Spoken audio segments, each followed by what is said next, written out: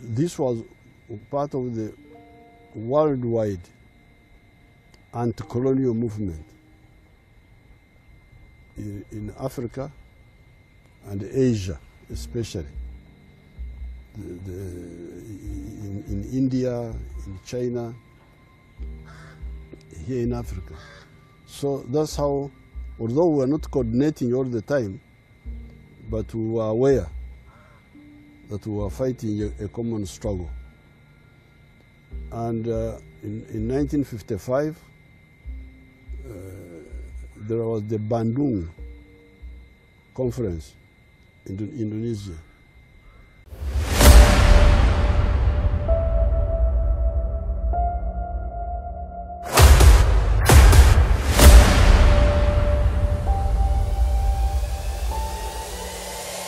This is the journey to one Africa.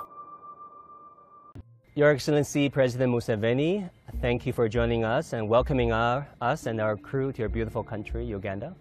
It is our first time here. We're thoroughly impressed. I want to take you back to the earlier days, the 1960s, if you don't mind. We all face decisions in our lives, especially decision to go to college. And upon your decision, you put all three choices at university, at the University of Dar es Salaam in Tanzania, a cradle of anti-colonialism, anti-oppression. How would you reflect on that decision? There's quite some determination there. Well, it is because we are not looking at education just for academic. We are looking at education as an instrument of struggle. And Tanzania, under the former President Nyerere, was more active politically. That's why I said I either don't go to university. Yeah, you said then. Or I go to Dar es Salaam. That was the idea. There was a university here, but it was in another direction. They were not active in the anti-colonial struggle. Actually, your country, Uganda, achieved independence in October 1962. Upon your enrollment in college, your country was already theoretically free from colonialism, yet still you feel that there was oppression of some sort. So you joined the fight. Of course, there was the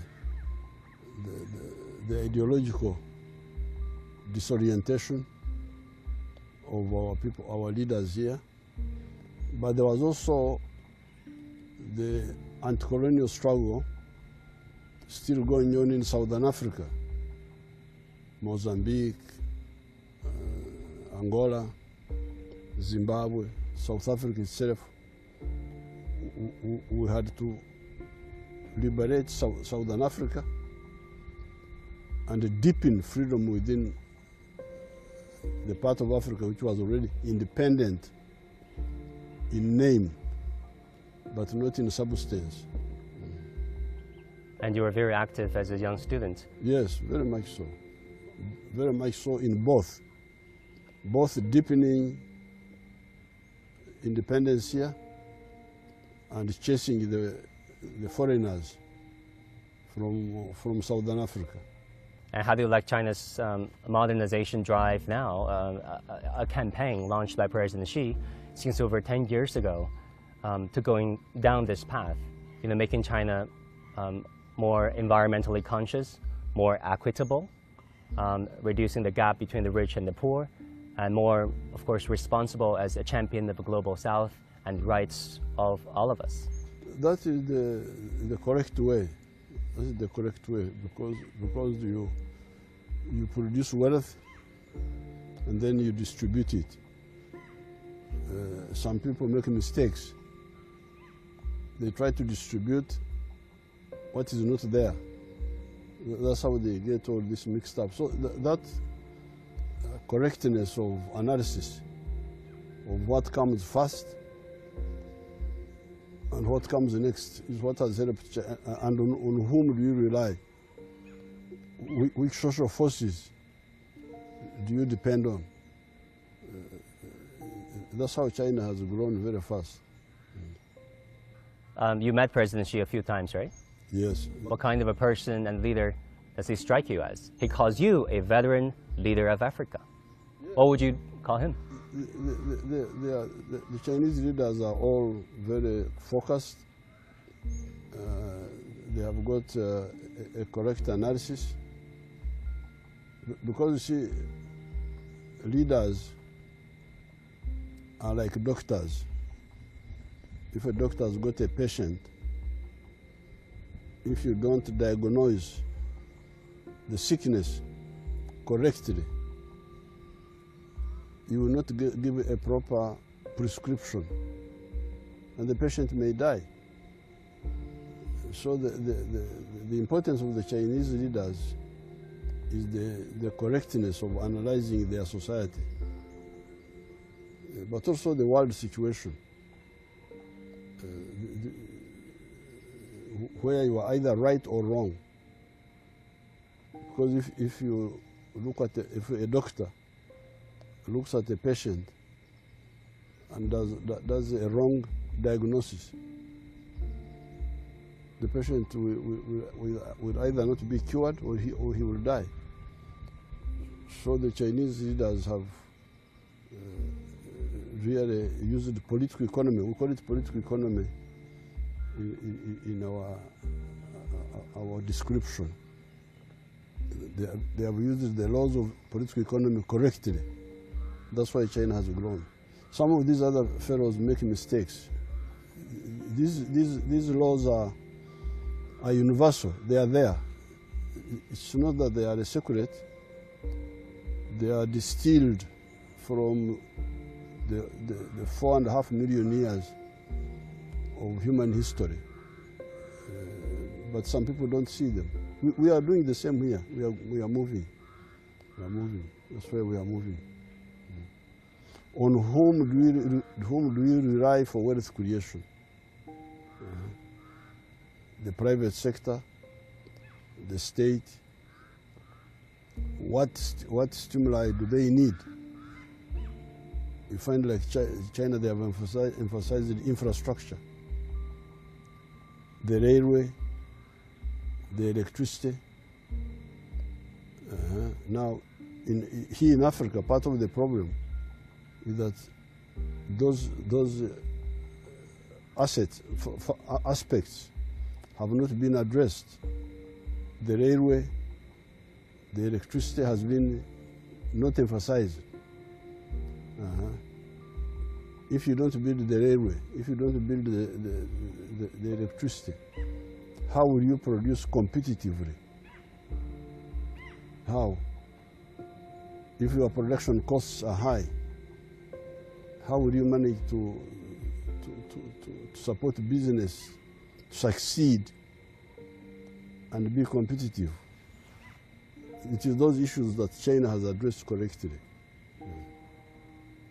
That's how business has grown. And there has been an increasing number of China-Uganda partnership in delivering those infrastructure to, of course, to help China and also to help Uganda. Absolutely. The expressway from the airport to here, which we drove on, which was very nice, and the Karuma hydropower station, so on and so forth. Are they delivering for the lives of people here? Yes, and we are very grateful for that road there. In other areas, the Chinese companies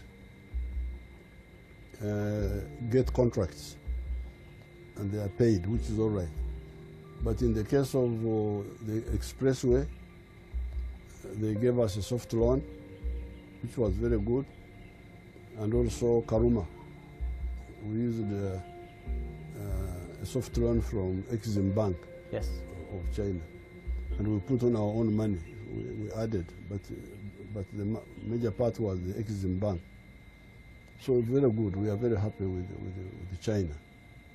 We know that back in 1995, Uganda back then decided to build this Karuma hydropower station, and it was first contracted to a Norwegian energy company. But due to a variety of reasons, obviously the hydropower station couldn't get built, and now the Chinese company came in and forged a partnership with Uganda to deliver that. Is that true? That's true. That's very true. First of all, the Norwegian company were aiming at small amount of power, 200 megawatts. But the Chinese company and also another Italian company pointed out that that was underutilization, that we could get 650 megawatts from the site. And that's how we went with the Chinese eventually, because their proposal was going to give us more power. And now I heard the power is also exporting, not just being utilized here, but exporting to some countries like Absolutely. Sudan or South Sudan. Is that true? To all countries, to Kenya, to Tanzania, to Rwanda, to South Sudan, to Congo. They are all buying power from here.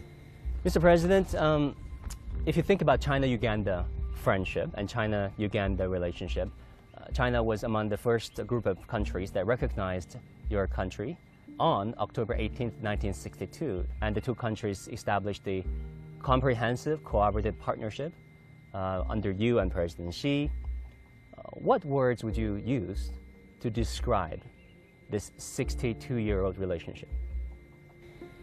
That relationship started earlier, because by 1900,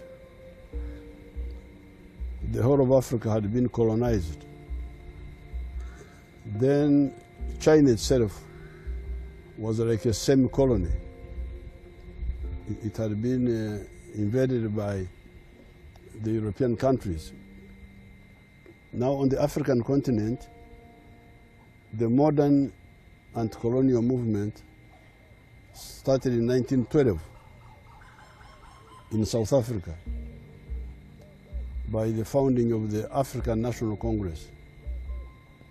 So, and in fact, in South Africa, there was an Indian person called Mahatma Gandhi. He was also involved in that effort of South Africa. So therefore, you can see, and the Chinese Communist Party, I think, started in 1921. Yes, exactly. 1921. So this was part of the worldwide anti-colonial movement in Africa and Asia, especially. In India, in China, here in Africa. So that's how, although we were not coordinating all the time, but we were aware that we were fighting a common struggle. And in 1955, there was the Bandung conference in Indonesia. And you can see who attended there. It was Tito of Yugoslavia. It was Zhou Enlai, Prime Minister of China. It was Nasser of Egypt. I think Nehru of India. Sukarno of Indonesia. This is the original cooperation between Africa and Asia in the anti-colonial movement. So therefore, and when they had that Bandung conference, there was no African countries which were independent, except Sudan had just got independence, and Ethiopia and Egypt. African countries started getting independence in 1957 with Ghana. So therefore, after the independence of the African countries, it was natural for China, the new China, to link up with us, because it had started before. We were fighting the same problem, same imperialism. Imperialism was the common enemy of our people. It it was in order that we get together. And our leaders had started earlier. Exactly. Our relations and our friendship do go way back. And then how would you describe China as a modern day power? Because so much has been said and written about what kind of a power China is or could be in the future. Some are fearful of China's rise, as you see, by people in Washington, in Brussels. Others think China is a new champion, as a leader of the global South and global development. What do you think, Mr. President? China has, under the Communist Party of China, has been a partner in the anti-imperialist struggle. Now, when they have more capacity, they are working with us to develop equal relationships in trade, and they are doing the right things. As I've told you about the railway, if you build the railway, how can anybody say you are doing something wrong? Electricity, these are the basics. The Western countries, when they come here, they give our people what they call import support. Money, which is a loan, not free money. They give you money to import more. So you are not helping this person who is struggling to build the base for his economy, and instead you are giving him money on loan, not free money, to import indiscriminately, import perfumes, wines, using borrowed money. How can this be friendship? It's not friendship at all. So even if you are not sure, you can judge from what somebody does. If somebody is building a railway for you, how can this be a bad person? Because the railway is the base of the economy. Electricity. The Chinese don't build casinos and nightclubs. They build aspects of the infrastructure that can make you to grow. The internal affairs of China are their internal affairs. The internal affairs of Uganda are Ugandan affairs. We only deal with the matters of mutual interest. So both internationally and internally, China has been pursuing correct positions. If you think about what some countries have preached and proposed, the initiatives or the sanctions they launched against countries such as your own, based on so-called values, right? If you don't follow Western values or ideologies, chances are sometimes you get embargoed, sometimes you get sanctioned, and you spoke against these kind of values-based division and values-based superiority. That is absolute shallowness, very shallow. How can we have the same values in all aspects? Because like African countries are now mainly pre-capitalist. They are still having the old social formations of non-money traditional wealth creation. They don't have a middle class. They don't have a working class. They have peasant societies. Now you think they can have the same values as people who have middle class societies. It's not serious. It is very shallow. Some countries originating from a similar heritage or heritages have been like this throughout history. You know, having this values-based superiority and dividing countries and the world by blocks based on ideologies. And we're only seeing more of that these days. If you look at what the United States has done on China in terms of technology sanctions, trade sanctions, containment of China through their Pacific alliances. We call that chauvinism. It's a good word. And that chauvinism is dangerous. You must be like me. If you are not like me, I suppress you. This is wrong, and so we the Africans don't care about your identity. If you want to work with us, you work with us on mutual interest. Your identity is yours, mine is mine, so please don't waste my time. Talking about trading relations, Your Excellency, our trading relationship exceeded $1 billion last year.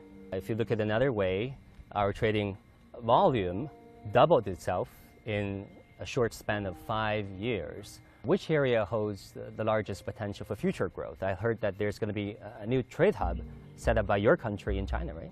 Uganda has got a lot of potential which can benefit us, but also benefit China.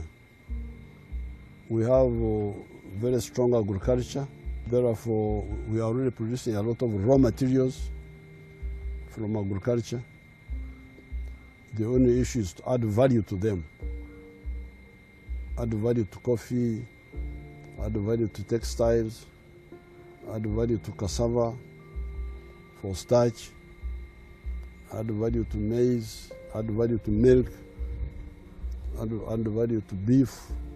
So China can both invest but also buy from us. Then you have minerals. Minerals, that's another base. Then you have forest products which can be sold in China and other third-party markets. Talking about coffee, we know that Uganda is one of the largest coffee producers, not just in Africa, but around the world. According to World Economic Forum, your country, Uganda, combined with Ethiopia, produces 62% of all of Africa's coffee. We know that you both produce Robustica and Arabica coffee, which is a rare combination. What's unique about Uganda coffee, Mr. President? Coffee is indigenous to Uganda. That coffee plant is indigenous to here, the Robusta. We are right on the equator, but with a high altitude. Here where you are sitting is 1,200 meters above sea level. That's why the climate is mild. And some parts of Uganda go up to 5,000 meters. You can find permanent snow here in Uganda all the year round. So that combination of latitude on the equator and altitude give us potential which is unique in the world. Oftentimes, President Museveni, you spoke about the injustices and inequalities in such areas such as coffee industries. Your people are harvesting coffee here in the farmland with their sweat and blood and exporting it to Western powers, and they exported it back to Africa at an exorbitantly high price. The global value of the coffee business is $460 billion. However, all the coffee producing countries in the world, including Brazil and Colombia and Vietnam and Indonesia, all of them, all of us, only share $25 billion. Africa shares $2.5 billion from that, and $900 million is taken by Uganda because of the volume. A European country like Germany earns $65 billion from coffee. Germany earns $65 billion from coffee. And yet all the coffee producing countries, they earn $25 billion. So it's just theft. You're getting about 1% of all of the profit. Absolutely. It's just theft. Because we have been arguing with the Western companies. Why do you roast coffee in Europe? Why don't you roast it here? Roast and grind and pack, so that much of the value remains here, and you only take transport and distribution cost on the other side. But they don't want that. They want everything to be done in Europe. We just grow raw materials and get in very, very little. They impose tariffs, right, by the Europeans? Tariff and non-tariff barriers, they use both. You coined this term, parasite. Yes. Or parasitism. Yes. Parasitic. So that's original, Mr. President. It is parasitism. They don't want symbiosis. The opposite of parasitism is symbiosis. Ah, you grow together, profit together, you depend on each other. Yes. I've got to ask you, Mr. President, what is the secret formula for East African nations such as Kenya, Ethiopia, and your own Uganda in churning out the world's best long-distance runners? We are taking advantage of the high altitude. This is partly biology. Some of those people who are doing good running are born in mountain areas. If you are born in a mountain area, up in the mountain, the oxygen is less. There's more oxygen at sea level than in the mountain. So their lungs, from childhood, learn how to use little oxygen. They are more efficient. They have got more efficient lungs. They are all from highland areas who can run those long distances. Maybe we should send our own athletes to the highland areas, yes, altitude areas. We have built, you can tell the Chinese government, we have built a high altitude training center in that area, where Cheptegei comes from. Oh, really? We have built a training center there, 2,000 something meters above sea level. Thank you. Now with that, we come to the end of this edition of The Hub on CGTN. Thank you so much for tuning in. I'm Wang Guan. Bye for now.